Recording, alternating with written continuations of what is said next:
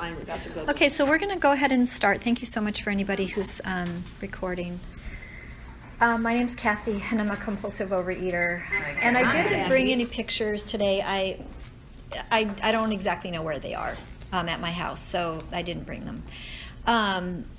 But I have been a compulsive overeater since I was a little girl. Of course, I didn't know what that was when I was a little girl. I just remember being really, really excited by foods, particularly sugar foods. And I remember, like the highlight of my day was getting a candy bar. And as I got older, that just kind of, I don't think I wasn't really overweight or anything, but when I got into junior high, I started to be self-conscious and started to hide my eating because it was showing up on my body. And in high school for sure, then I was absolutely a compulsive overeater there. I had a lot of self-hate.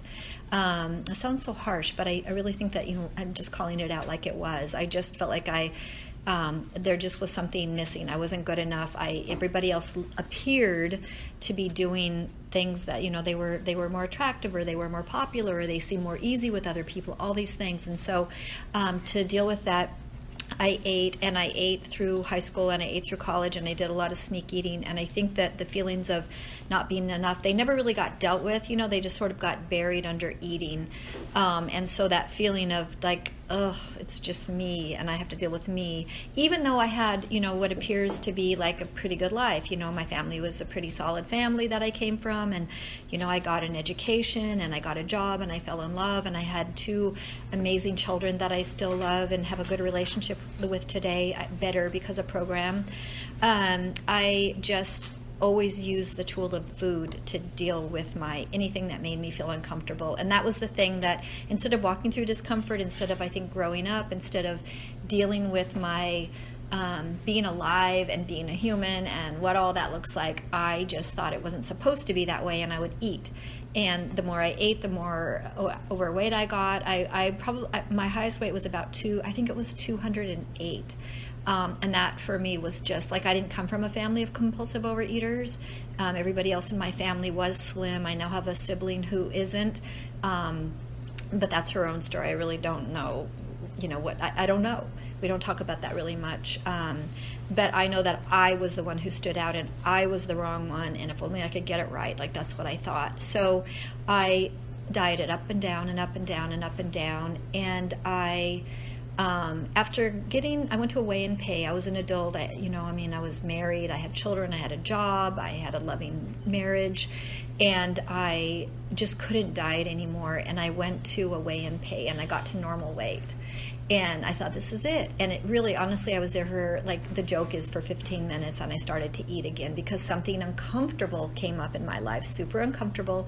I don't even remember what it was, probably just some family relationship. And the only tool I'd ever developed was to eat. And it was like, when I was distracted by a diet, that's one thing, like I'm focused on a diet. But when I'm at normal weight, I don't need to diet anymore. The only tool I'd ever had was eating. So I went back to eating, and I was out of ideas. I was like, that was it. I had nothing. I was never going to diet again. I did. I got to normal weight, and here I went again up. And I couldn't do it. So I was desperate, and I had that gift of desperation. So I went online. I ate for like a week. It wasn't that long. After hitting normal weight, I ate for like a week, if that. And I went online like, what the heck am I going to do now? I am between a rock and a hard place. Like I can't give up the food, and I can't live with the food. Like what? And I went online, and somebody kindly said, honey, you get to an OA meeting. I don't even know. I went to like an eating disorder site, and they were the kindest, most loving people. I'll never know their names. I'll never know their faces. And they said, get to an OA meeting. And that was a thing that I hadn't tried. And I said, okay. And in Aberdeen, where I lived, there weren't any. So I drove to Olympia on a Friday night and walked into a meeting and sobbed. And I became abstinent. I wasn't abstinent Saturday, and I wasn't abstinent Sunday, but I went to the Sunday meeting. And somebody called me, and that was so important to me. Somebody called me after the Sunday meeting and said, it was a guy who died in this program who I will always love. And he called and said, hey, I'm just making a call. You have any questions? Like, that felt like kind of weird, and also kind of like I was noticed. Like somebody knows that I was there and I was in that room and I have a problem. And he was so undemanding. He just said, you know what? Why don't you tell me what you're going to eat tomorrow, and then call me tomorrow and tell me if you ate it. And I was like, I could do that. Like one day I could do that. So I did that. And he was my sponsor for like 4 years. I'll wrap up. And that was over 19 years ago. And he's died. I moved on. Before he died, I realized I needed a female sponsor. I've always had a sponsor. I've had sponsees. I love this program. It changed my life. And the self-hate, I'll just end on this, is not there at all as much. And when I walk around going, I'm just not enough, I kind of go, yeah, that's what you do sometimes. Remember, Kathy, that's what you do. You kind of go there sometimes, and I can go, oh yeah, I don't have to believe that thought anymore. I can just go do the next right thing or think about somebody else. So anyway, thank you. Thanks, Kathy. Oh, hi, I'm Doreen. I'm a compulsive overeater. Hi, Doreen. And starting where you just stopped, miraculously, I got my first phone call 3 days after I came to OA. I was not the one who made the first call. And I hadn't thought about that. And that woman became my sponsor. And I got the call to see how I was, and I wanted to eat and binge, and she said, well, can you brush your teeth and go to bed? Can you go to bed now? It's like, what? So that was like at 7:30, how can I go to bed? And it was like that simple of a new idea that the day could end.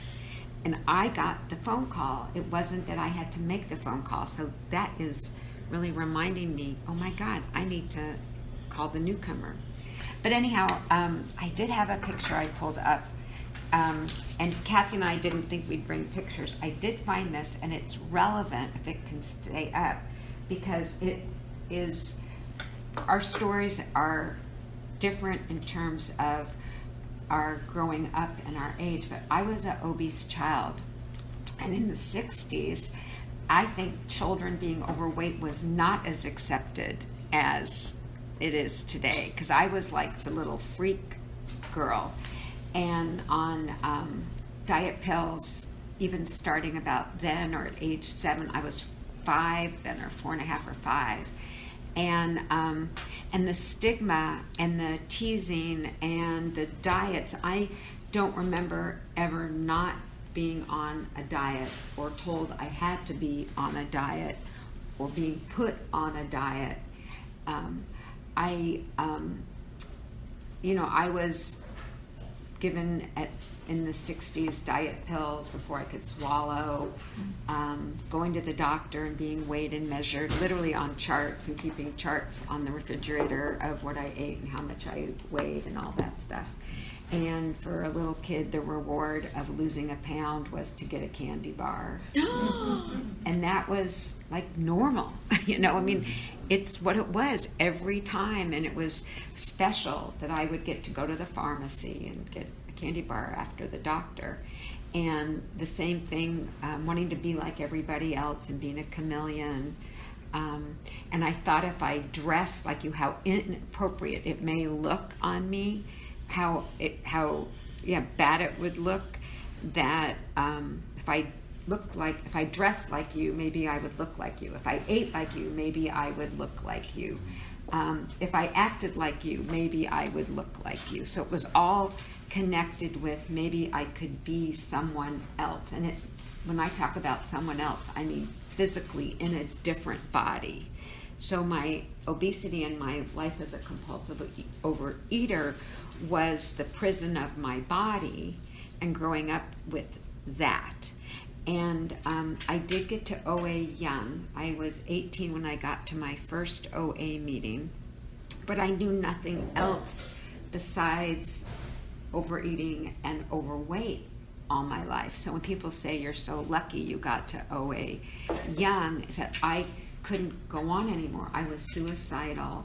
My bottom was I could not take life anymore, like how I lived it and how I thought it had to be and who I thought I had to be. And I did not get abstinent right away. I came to program, bought all the literature, first 3 weeks abstinent, and then smoked dope with my boyfriend, binged on food. Then I went 4 weeks and had a breakdown, literally binging on the way to my job at school where I was in college, and then just like falling apart. And my eating was blackout eating or gray out eating. And what I mean by that, it's like until once I started, it could not stop until the night ended, till I conked out. And I would be like grayed out, sedated, I think is the best term. And I could never, and even today I have trouble leaving anything on my plate or an empty box. I mean, a box that was half full. Like if there was anything left, I had to go back and forth, back and forth, back and forth. And I was the person who was a sneak eater. I would try to open the drawer and stick my hand in without my parents, hearing me, or sneak in and eat something and not realize that, like peanut butter, you could smell it on my breath and say, my mom would say, "Did you eat something?" No, I didn't. So just for my story, growing up in the prison of obesity, grateful that by 20 I was abstinent and got thin in OA, which was the gift. So being thin is a gift that I hold very precious, because I get to wear any clothes I want. I get to fit in clothes. I love pretty clothes. And when I was in my day growing up, there were not bigger sizes. I had to go shop in the boys department, and it was just a whole different world. So thanks. Thanks, Doreen. So for the next 10 minutes, and we can kind of see how that goes, whether it's 5 and 5. I think maybe it'd be more conversational or more just sort of Doreen talking and Kathy talking. And we want to leave time for questions. What we talked about was not recovering alone, and the fellowship and the importance of fellowship. And I think for both of us, when we both talked about somebody who reached out to us soon after we arrived, that was to reach out your hand in fellowship to another struggling compulsive overeater, because Doreen talked about, Michelle, are you timing me? No. Oh, please do. Thank you. 5 minutes? What are we Let's do 10, and then we'll just kind of see how, not just for me, but just sort of we'll wrap up by 10, both of us. Okay. Thank you so much. Just the prison, of being in, for me, it was, because I was a younger compulsive overeater, I was somebody who, whose only tool to deal with the discomforts of life and the sorrows of life was to eat, and that's a prison. I'm like a one-trick pony. That's it, and it's killing me. And knowing that it's killing me, and not knowing, and not being able to admit, because here I am not human. Here I am looking like an adult. Who do I go to and say, I'm actually like a little child. I'm stunted. I don't know what else to do. This is really hard, and I want to act like I want to respond to it like a baby. But who do I say that to? So I just keep eating because I knew I wasn't grown up, and I didn't know how to grow up. And I think that for me has not been something that I could do on my own. And we talked about just the fellowship. So do you want to talk about that? Yeah, well, just to what you said, I think chronologically we're stunted at the point we started overeating, personally.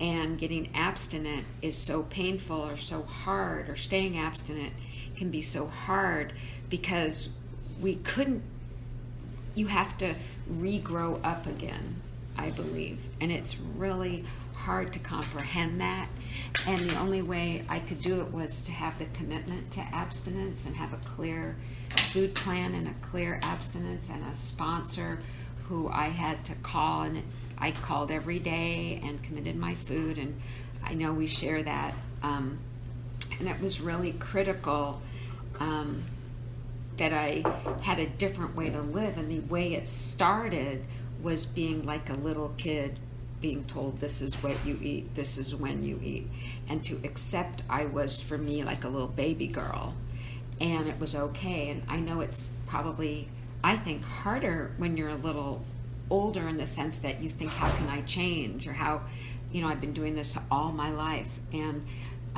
so that's where maybe I could comprehend the baby girl thing, because I was a baby girl, I didn't know how to live life without food and weight and everything being my identity.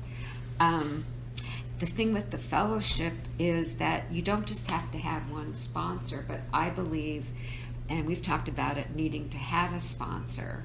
And I've had a lot of different sponsors over the year. Oh, I've been abstinent since 1979. So my whole life, 3 times. I was 20, I got abstinent, now I'm 60. So different decades, and this sounds weird, but like different decades of my life. I mean, if you all look at your lives, there are different decades you can see. I have different themes that have happened in my recovery. So it hasn't been a straight line like I'm abstinent, I got it made, this is life. It was, life is really hard, problems happen. How do I have a program or a way to live as a compulsive overeater to deal with life? And I unfortunately have the same problems as everyone else. Abstinence did not shield me from problems. It just gave me a way to not have to die, kill myself with how life was, or blaming myself, or self-hatred. And I do think the disease is a disease of self-hatred that gets better as you're abstinent. So. Yeah, I think so too. And I think we talked about, Doreen and I talked about the sponsor-sponsee relationship and how important that is, and how having somebody who knows you so well and will take your mess in a way. There have been times, we talked about this. So Doreen said she's okay if I say that she's my sponsor and that I'm her sponsee. When she probably through the years has heard the same things from me and sees that I'm not yet aware of them, but I need somebody there who's not going to say, Kathy, I can't take you saying that one more time. Like, who's just like there, who I know who's going to stay. And I know that, everybody has clay feet, right? But that she has made a commitment to abstinence. And because of that, I trust where she's coming from, because as long as she's abstinent, I feel like she's working a recovery program. And when she is, her concern is less about her ego and more about being abstinent and being of service to others. And I feel like that's what I can pass on to others as well. And whether they're sisters in recovery or sponsees, I feel like as long as I remember that I'm abstaining and that's the most important thing that I can pass on to somebody else, then that's the fellowship. I didn't come in here for friends. I really, really didn't come in here for friends. I've made, what feel today like lifelong friends. And I say that, it's just a day at a time for all of us. And I've seen lots of people come into program and I miss them dearly and they're gone, and maybe they moved or maybe they just left. And so I see the sort of potential fragility, and yet if I focus on that, I just get scared, So what I focus on is staying abstinent today, and I know that means coming to a meeting. I feel like for me, meetings can be, I was like, it's sort of like walking into a classroom. You can like pay attention and you can leave and not really have learned anything. Meetings are so important, but I also need to talk to people. I need to see them outside of the rooms. I need to call them. I need to hear from sponsees. Like, I need to have that kind of fellowship as well. It's really important for me. And it's that giving and getting. I get a lot from my sponsor, and I also pass on, hopefully, to my sponsees, and I also get a lot. So there's a sort of give and take with everybody that I'm connected to. So I don't know. Anything else? Thanks. Well, I agree with everything she said, but I wanted to say, if you're having a sponsor is critical. And even now, there was a time period over some years where a few years where my main sponsor had died, who had been my sponsor for many, many years, and I was co-sponsoring with someone, and she kind of had problems and couldn't cope with life, and she's still alive, thank God. But then I didn't have a sponsor, and I couldn't find someone to be my sponsor, and because I was intimidating, I have so much time and blah, blah, blah. So I actually prayed about it, and this last few years, I now have a sponsor in both the 12-step programs I'm in. And like Kathy was saying, I have had to not be afraid to say, this is who I am. This is what's upsetting me right now. Even though I thought I shouldn't feel upset right now, this is what is happening. Because I was judging that I couldn't tell someone, like I had worked all the steps, why am I feeling this tremendous, horrible pain in my chest, and what aren't I doing? And I know I'm doing everything, but blah, blah, blah. And just to say that to someone doesn't mean I'm working a bad program. It means I'm working my program and stuff. You have to go through stuff. And you usually have to go through stuff over and over again. Even though you think, God, I've been through that already, and why is it hurting me or upsetting me or so painful? And it's just a different level or a different thing, that there's always a different aspect of it. And I'm thinking of death, life, everything. Children. So, children, right? And definitely children. Like, gee, I thought we'd grow out of this, or I thought if I was abstinent, my children wouldn't have the problems we have, and then, or them blaming me for the problems they have, and that goes on. It all goes on. But the point.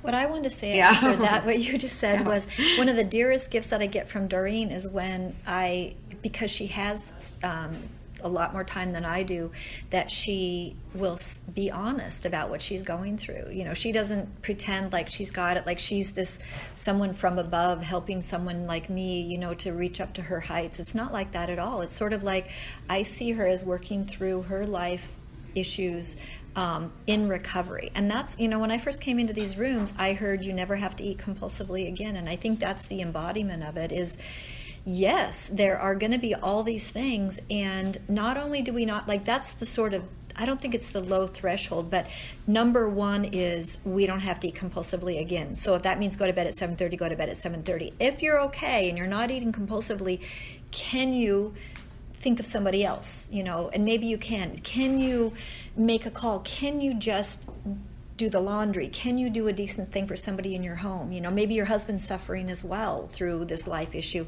And it's just kind of like, I get to see that. It's not like an erasure of all life's problems. I get that. And it's also not just stay abstinent. The big book teaches us to think of others and reach out. And I think that when I see that in my own sponsor saying, yeah, I've got a child who's across the seas, and is there worry? Yes. And here's how I handle it. I get to learn that, and I wouldn't know that. I'm not getting that from other people in my life, and I get it from her because she has what I want. She has abstinence. And at the end of the day, that's why I walked into these rooms, is please let me learn something about how I don't have to kill myself at night with bags of chocolate. How do I do that? And I get not just from her, but her and others, this is how we're doing it together. So I want to ask can you set the timer for 5 minutes? Okay.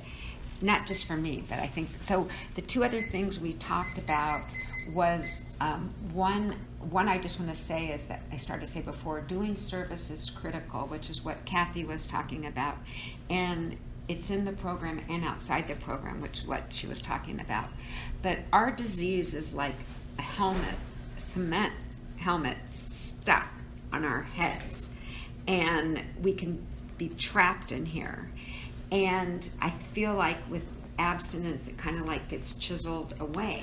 So one of the first things is doing service at a meeting, like just doing a little service, straightening the chairs, or getting here early and setting up the literature, or putting it away, or making sure the envelope goes around, or it used to be cleaning ashtrays. It used to be washing coffee cups. But I know, seriously. But I mean, it's just doing any little thing. And then it can be at home, how do you distract yourself? And I was told, like, sweep the floor, go sweep the porch, do something. Action to get out of myself. So another way to translate service is action, to get away from the obsession, and it is physically moving myself somewhere else, like into your chair, to get away from the trap I'm in right this second. And that's even, I stick myself in a hot shower, seriously, or go take a bath to get myself out of wherever physically I am. And service is what physically removes you. The other thing, totally different thing I wanted to bring up is people in the program, principles before personalities. And there are definitely times that I've upset people, people have upset me. There are crazy people, there are sane people, there are people who are depressed and not depressed, there are people who are angry and not angry. There are people who I've been friends with and not friends with.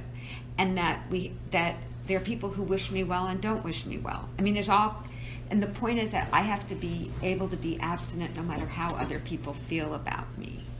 And what's critical is having a sponsor or sponsee, or having a few people want the best for you. They want you to be abstinent. They are your cheerleaders. They are on your side, is really critical. Because I have met people who have been very mean to me, and when you give like your 4th step away, you want to make sure that you're doing it with someone your best you can, who you can trust, and who isn't someone who isn't going to use it against you. And I've done that before. I've done bad 9th steps. I've done bad amends. Like, oh my God, I've had bad amends done to me. And how do I stay abstinent through that? I have never been able to keep that a secret. Like, I can't pretend it didn't happen. I need to tell someone this awful thing just happened to me. Or I'm so upset because this happened.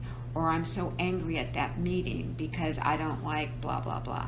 I have been told I couldn't share at a meeting. I had lots of abstinence. I had 5 years. I was in Boston. There was something called Cambridge OA. I walked in because I was going to school back there, and they told me I couldn't share, that I wasn't really abstinent. And that freaked me out. And I had to immediately make phone calls and being assured that there are other meetings to go to and that I could find them. But I didn't have to go back to that meeting. I didn't have to go back to a meeting that was going to reject me. And that happened at another meeting where a friend said, oh, come to my meeting. And again, it happened. It was in LA, and they were like, no, you're not. We only want people who abstain our way to share.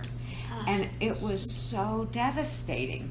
And it affected my relationship with that person, where I haven't ever been able to trust her the same way. And we've known each other for years, for over 40, for at least 40 years. But I need to be careful that I'm with people, again, who don't intentionally or unintentionally hurt me. I need to make sure I'm responsible to keep myself safe and protected in my abstinence, and have my family on my side, or at least one member in my family, or take someone with me to family events who wants me to be abstinent. I have to know, intentionally or unintentionally, people can sabotage me, and they don't mean to be mean or want me to die or hurt myself, but that can happen. And I just want to add one thing or two things about that. You can also not go, to a family Exactly. thing. And I was also taught go early and leave early. Like, that's perfectly fine. Get there before most people and then leave when you feel like you need to leave. But what I wanted to say was that in abstinence around here in Olympia, I have through the years, and more so at the beginning, sometimes felt outside the circle and kind of walked out the door like everyone's talking and everyone's hugging and they're like bye, sort of like, I guess the meeting's over. Not have felt like in the circle. And then I don't know if that was in my head that day or for several days, because once you think something, then you start to look for evidence to support that belief. And it would kind of like, then I wouldn't feel that way, and then I might feel that way again. And I think what that has done, though, is help me to be more aware that when there's a newcomer who comes in, or somebody who's been there but off and on, or just, happens to be there that day, that to reach out to them, because they might feel exactly how I felt, which is outside the circle. But I don't think I was outside the circle. I just think that I wasn't, probably I wasn't being I could have probably walked up to anybody, or maybe not. Like, I don't have to know. I just know what it feels like. And because of that, I can share those feelings, and I can reach out to somebody else. Like, that's the bottom line action that I can do. My feelings are less important than how I behave based on what I learned. So I think that's basically it. So I want to say one more Yes, thing of about, course. I know we're never going to get to doing that, but anonymity. That's the other thing I wanted to bring up. And that is that we do talk about, gee, that person seems like they need to be reached out to. Like, honestly, we don't not talk about someone who needs something or something amok, and it says that right in the big book about going to someone and talking about, does someone need help, or not letting someone leave who is in trouble. And if I can't do something, because I have physical limitations, memory, and I have an illness, I get bad memory, tired, I can't show up consistently, blah blah, I can ask someone else to do it. So I can maybe notice, but pitch over to Kathy and say, can you go do this? So when we're talking, we can't be everything to everybody, but we can work together to support people, if that makes sense. And it's not a better than or less than, it's just, we don't work the program alone, we don't do service alone. Anonymity, it means that for me, anybody can be here in any way, any age, blah blah. I don't go talking about you in any public way, whatever. But I will admit, if someone's in trouble, I'll try to target and hope that I'm pointed out. Go. That person's in trouble, and because we watch out for each other, and that is critical to me. And a person in program used to always say, so-and-so could use a call, just that. So-and-so could use a call. I had no idea why. I never would say, this person said you could use a call. I just knew that I would call. Maybe that person that I called would just say, hey, I'm doing fine. And I'd be like, great, I'm just